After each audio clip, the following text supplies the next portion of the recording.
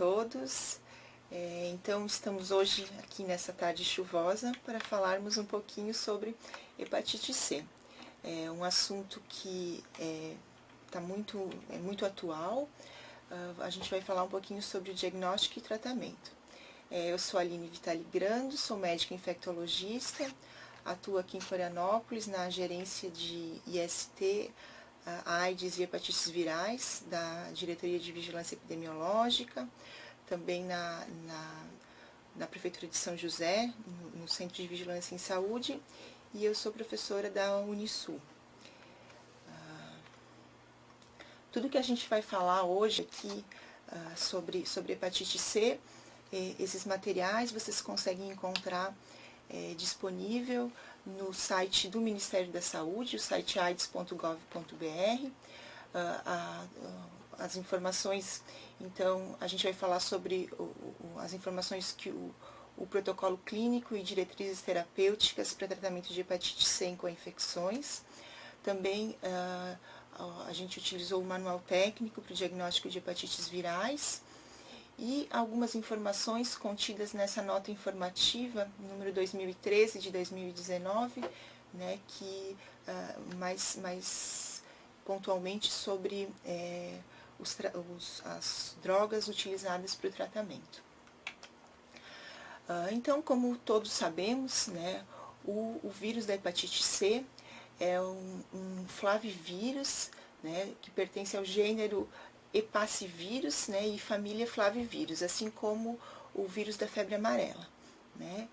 O vírus da hepatite C é um vírus RNA, e o conhecimento do genoma do viral do HCV, que é recente, esse conhecimento mais específico né, foi nos últimos anos, e foi esse conhecimento que propiciou com que a gente conseguisse desenvolver drogas que atuam especificamente na replicação do vírus, né, e com isso, então, nos últimos anos, né, foram desenvolvidos tratamentos altamente efetivos, né, para cura do vírus da hepatite C. Né, os medicamentos que a gente utiliza hoje, eles agem nessas proteínas não estruturais, né? Então eles agem diretamente no ciclo de replicação do vírus, né? Por isso que eles têm uma alta eficácia terapêutica. Vamos só contextualizar um pouquinho, né? Por que eu falei que a hepatite C é uma doença que está muito na moda, né? A Organização Mundial da Saúde elaborou esse documento em 2016, né, que, em última análise, ele delimita estratégias que devem ser implementadas globalmente, né, com o objetivo de alcançar a eliminação da hepatite C como um problema de saúde pública até 2030. O Brasil, ele como sendo nessa tentativa, né, de seguir essas diretrizes da Organização Mundial de Saúde, né, então tem implementado algumas estratégias, né, com esse objetivo, né, e entre elas, né, desenvolver ações de saúde para o diagnóstico de hepatite C, especialmente nas populações com mais de 40 anos e nas populações vulneráveis.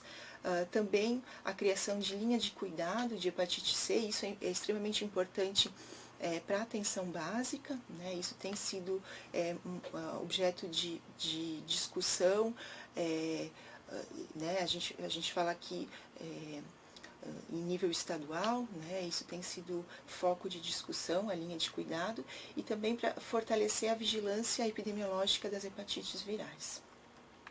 Tá? O Ministério da Saúde, né, através de um cálculo, estimou a prevalência da hepatite C no Brasil. Esse cálculo chegou ao número de 650 mil pessoas virêmicas, né? 650 mil pessoas. Estima-se, então, que no Brasil 657 mil pessoas sejam portadoras do vírus da hepatite C. Entre os anos de 99 e 2018, pouco mais de 220 mil casos foram confirmados. Então, a gente tem um grande número de pacientes virêmicos que não têm conhecimento sobre o seu diagnóstico.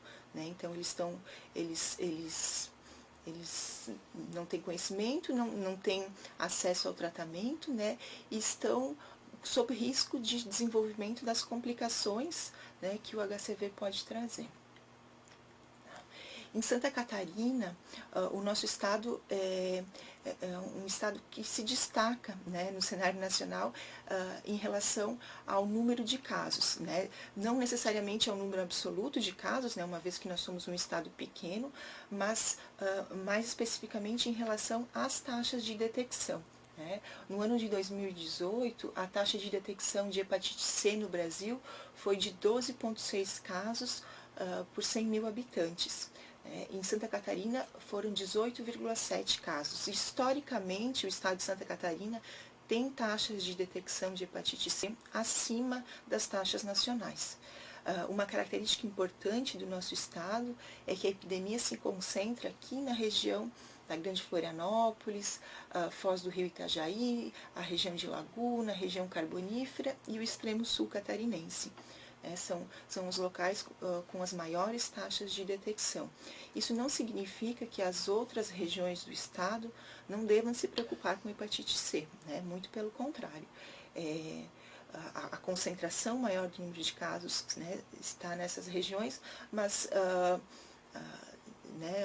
os casos não diagnosticados estão por todo o estado e a gente tem que buscar esses pacientes. Então, com base nisso, nós temos quase em torno de 500 mil pacientes a serem diagnosticados no Brasil. A gente tem que encontrar essas pessoas.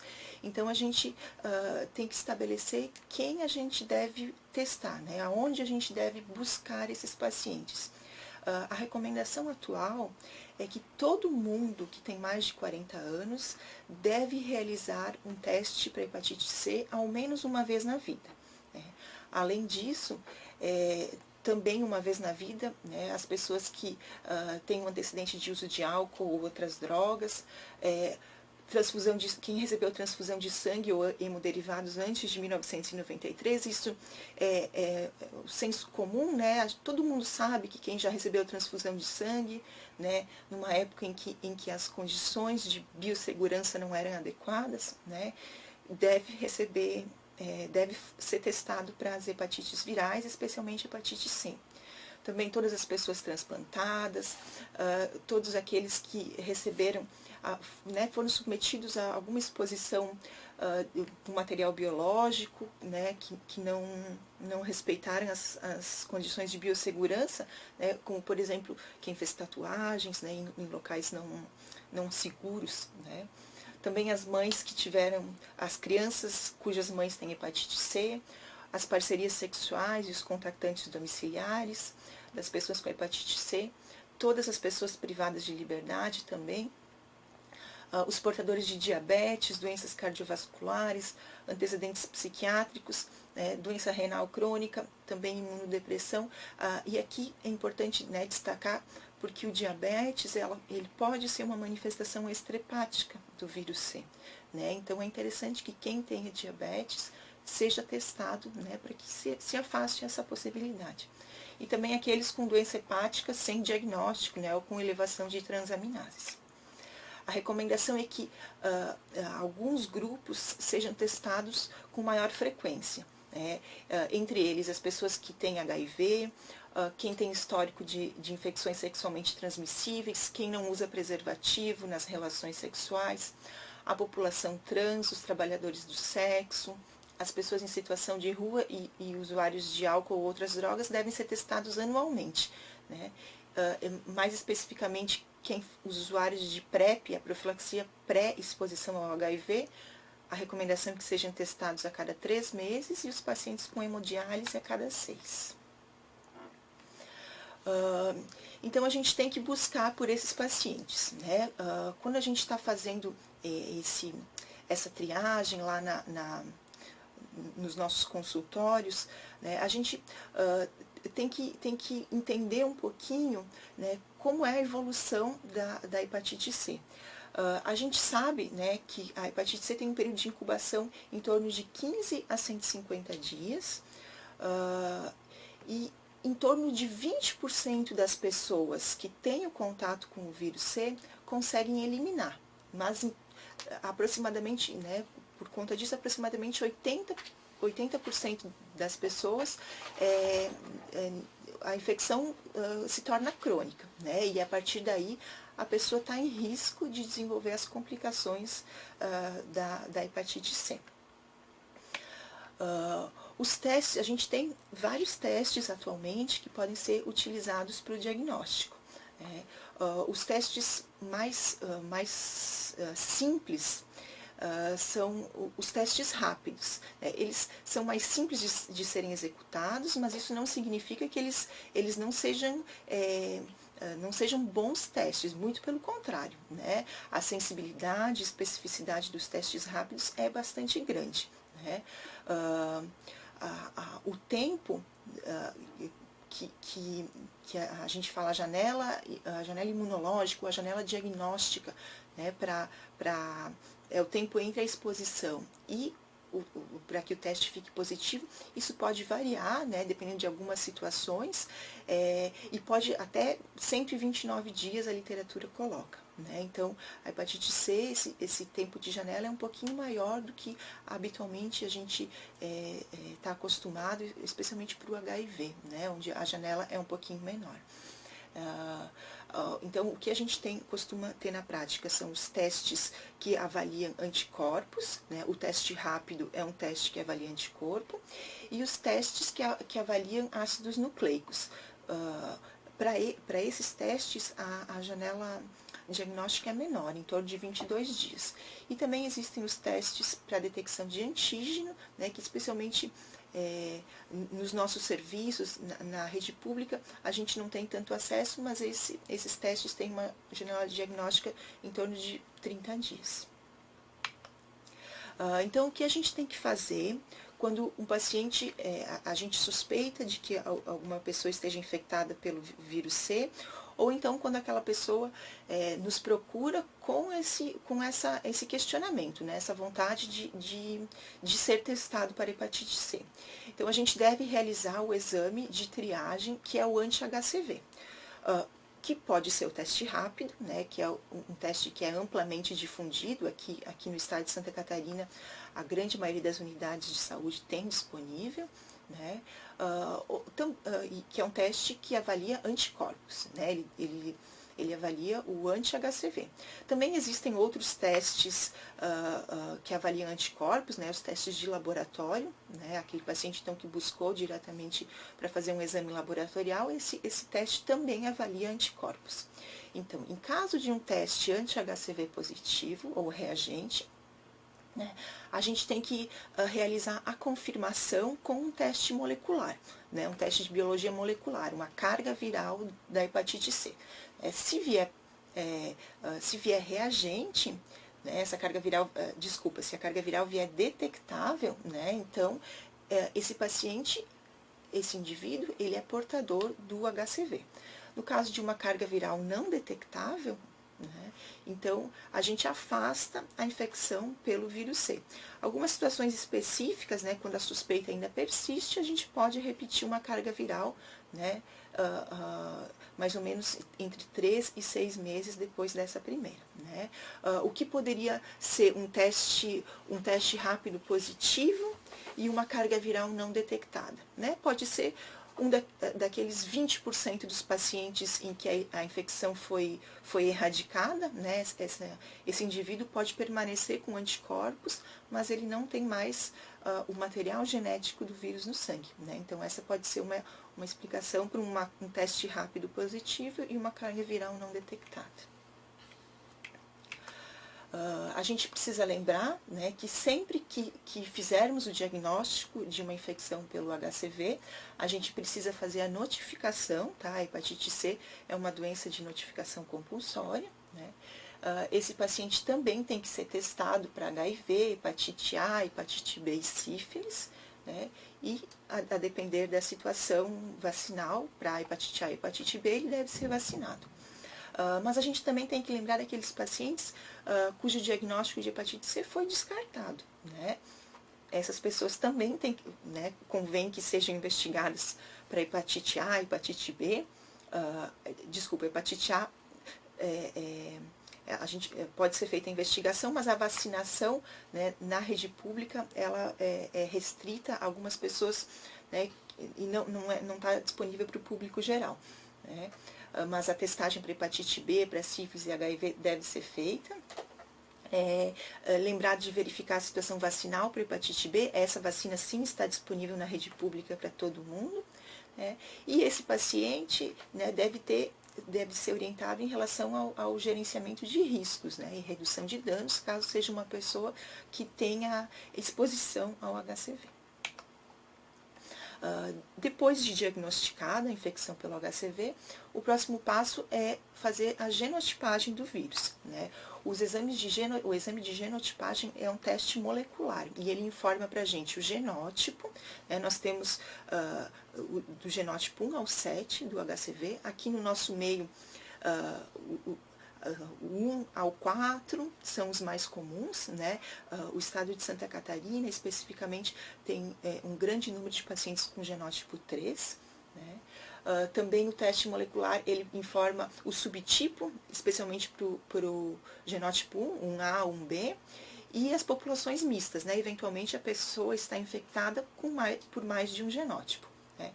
Para fazer a genotipagem, é necessário que a carga viral seja pelo menos de 500 cópias, ali no exame de quantificação, né, de carga viral, por uma questão de método, né, de sensibilidade do exame, precisa pelo menos 500 unidades.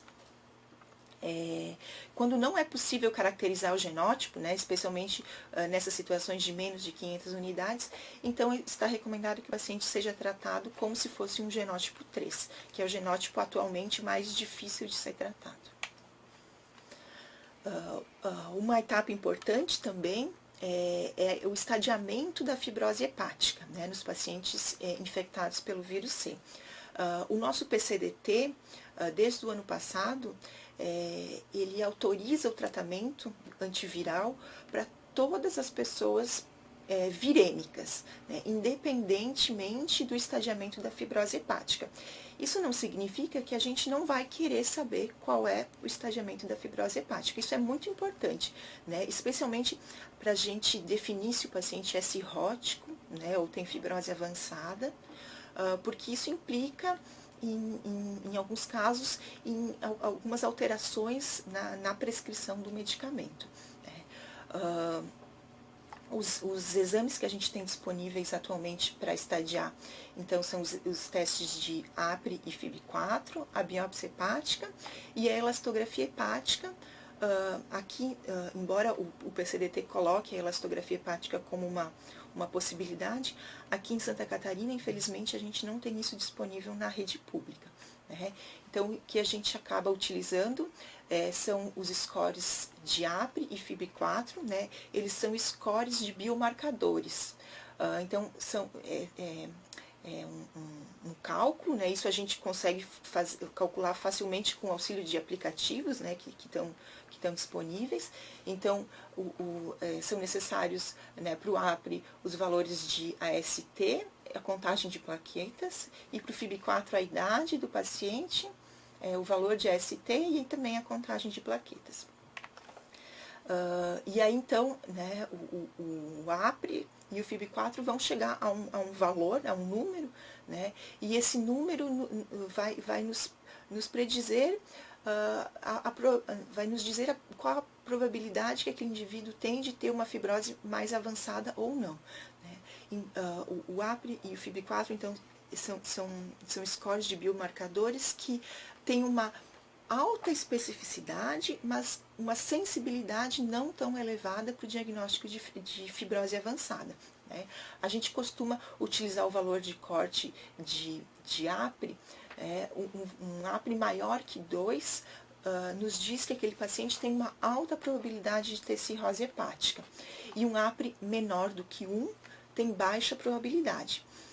Então, talvez, né, nesses extremos, não seja necessário outro exame para avaliar a fibrose hepática, né? Com isso aí, a gente já ficaria tranquilo de dizer que o paciente tem ou não tem cirrose. Agora, aqueles valores intermediários de APRE não nos dão muita informação, né? Ainda ficam dúvidas, então, talvez para esses pacientes seja necessário o estadiamento com a biópsia. A biópsia hepática nos dá dois, entre outros marcadores, né, mas dois que são super importantes, que é a atividade inflamatória e, o mais importante de todos, a alteração arquitetural, que é a fibrose hepática, né? A fibrose, pela classificação de Metavir, vai de 0 a 4, né? 0 é o paciente que não tem agressão, não tem fibrose hepática, estadiamento 4 é o paciente cirrótico, né? Também, eventualmente, pode ser utilizada a classificação de Schack ou da Sociedade Brasileira de Patologia.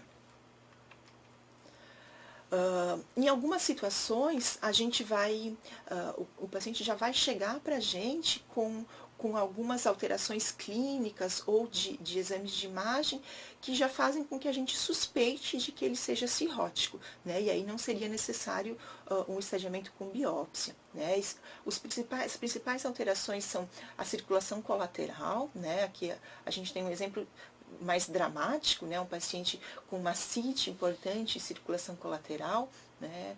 Um exame de imagem que nos mostre um fígado com bordos irregulares, um paciente que apresente esplenomegalia, ou aumento de calibre da veia porta, ou redução do fluxo portal, ou mesmo aquele paciente já com varizes de esôfago, né? Essas são sinais de que o paciente é cirrótico e aí a gente não precisaria outras medidas para esse diagnóstico.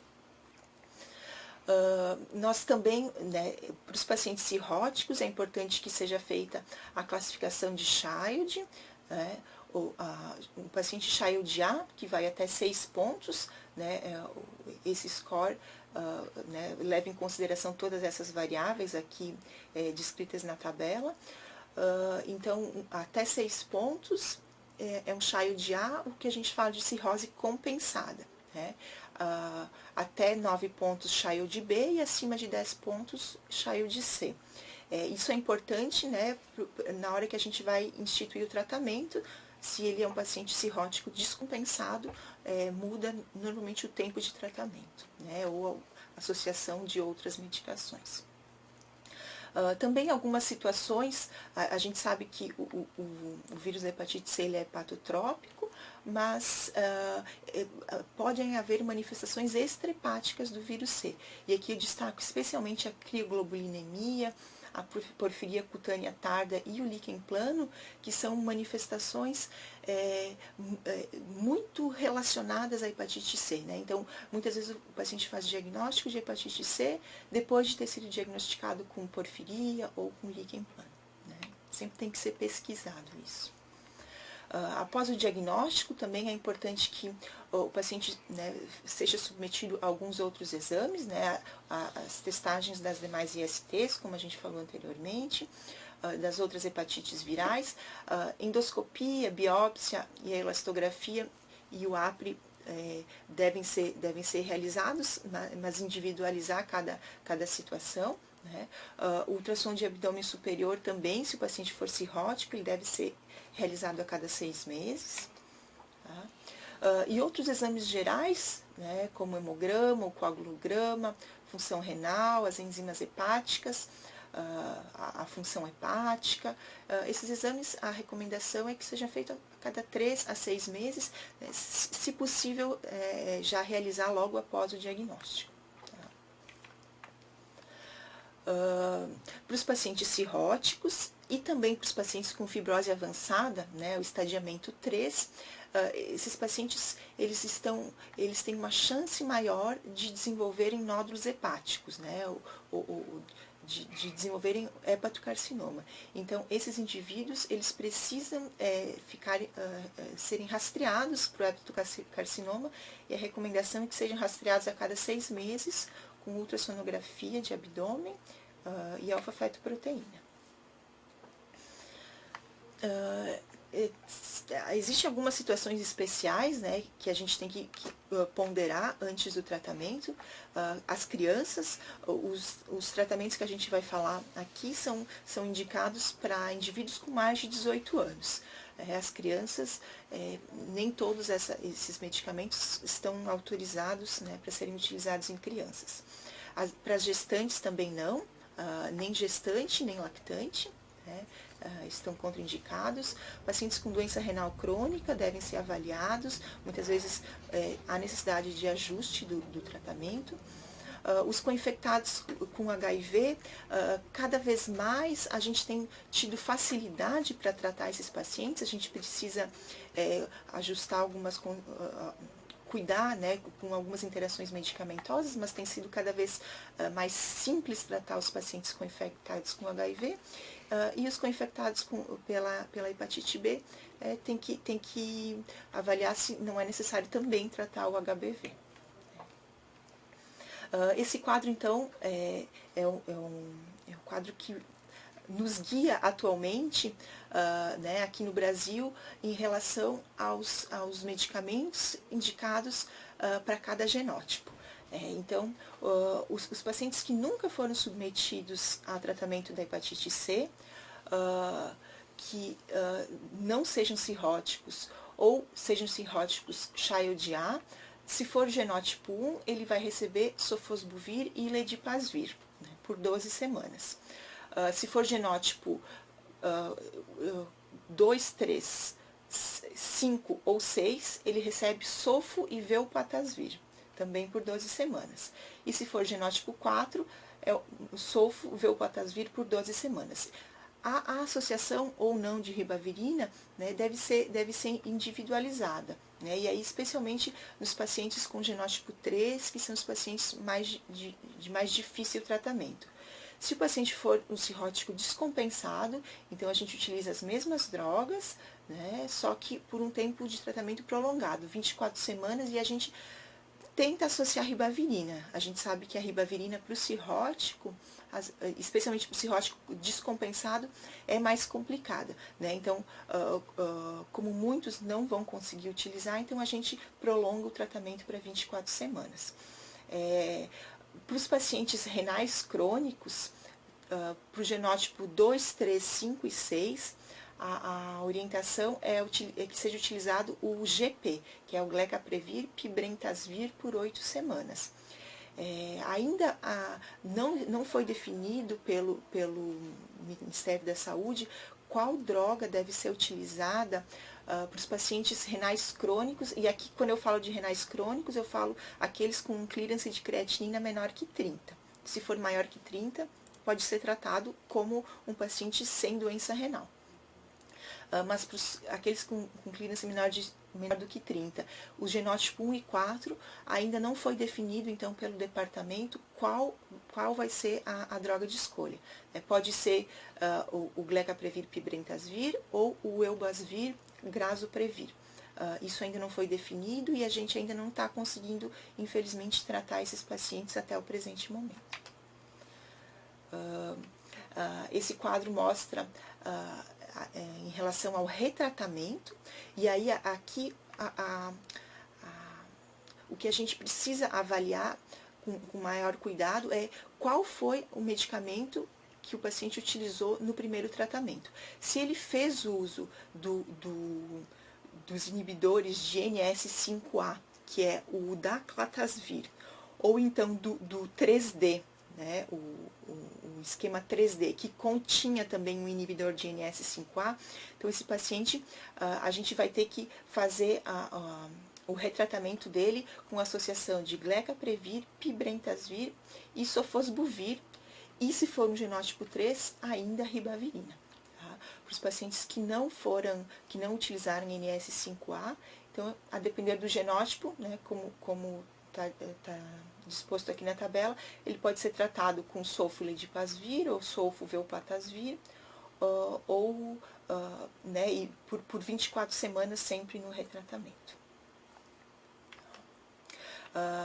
Aqui a gente precisa lembrar sempre de antes de prescrever o tratamento de hepatite C para os pacientes, a gente tem que avaliar com muito cuidado todos os medicamentos que o paciente usa, né? Essa aqui é uma pequena lista, né, para algumas drogas né, de possíveis interações medicamentosas, mas é super importante que a gente avalie isso e que a gente oriente o paciente não iniciar novos medicamentos antes de, sem que a gente saiba, né, pelo menos naquelas 12 ou 24 semanas em que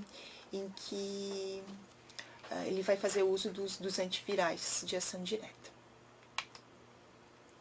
O paciente que está em uso de terapia antiviral, então, ele precisa ser monitorado, está recomendada a coleta de hemograma, creatinina, função hepática, e aí, especialmente o hemograma para os pacientes que utilizarem ribavirina, tem que ter um certo cuidado, isso está recomendado a cada 4 semanas, que seja repetido esse exame na vigência do tratamento.